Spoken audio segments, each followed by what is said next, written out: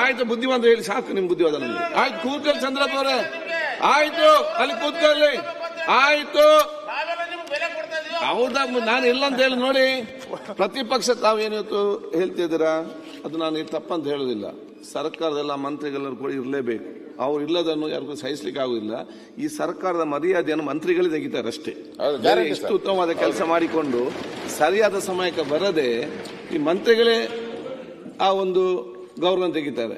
ಬೇರೆ ಎಲ್ಲ ಕೆಲಸ ಮಾಡಿಕೊಂಡು ಇವತ್ತು ಆಯ್ತು ಆಯ್ತು ನಾನು ಹೇಳಿ ಕೇಳಿ, ಮುನಿಯಪ್ಪನ ಮಂತ್ರಿ ಅವರು ಕೇಳಿ. ಇಲ್ಲಿ ಸಂಜೆ ಹೊತ್ತು ಆಗುವ ಕೃಷ್ಣ ಬೈರ ಒಬ್ಬ ಬಿಟ್ಟು ಬೇರೆ ಯಾರು ಇಲ್ಲ.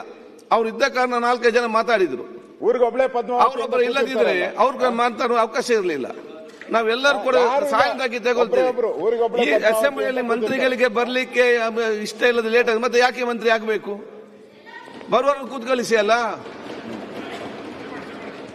ಮಂತ್ರಿ ಆಗ್ಬೇಕಂತೆ. ಅಸೆಂಬ್ಲಿಗೆ ಬಂದು ಕೂತ್ಕೊಂಡು ಉತ್ತರ ಕೊಡ್ಲಿಕ್ಕೆ ಸರ್ಕಾರದ ಪರವಾಗಿ ನಿಲ್ಲಕ್ಕೆ ಆಗುದಿಲ್ಲ.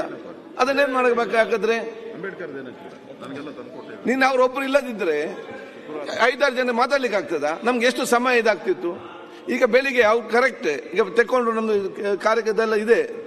ಅದು ಅವ್ರು ಹೇಳಿದಾಗ ತಪ್ಪಂತ ಹೇಳಿಕ್ಕೆ ಆಗುದಿಲ್ಲ ಅಲ್ಲ, ಅದು ನಮ್ಗೆ ಡಿಫೆಂಡ್ ಮಾಡ್ಲಿಕ್ಕೆ ಎಲ್ಲಿ ಕೂಡ ಆಗುದಿಲ್ಲ. ಈಗ ಬೇಗ ಮುಗಿಸಿ ಮತ್ತೆ ಬಿಲ್ ನಾವು ತೆಕ್ಕೊಳ್ಳುವ, ನೀವು ಮಧ್ಯಾಹ್ನ ಮಾತಾಡಿ.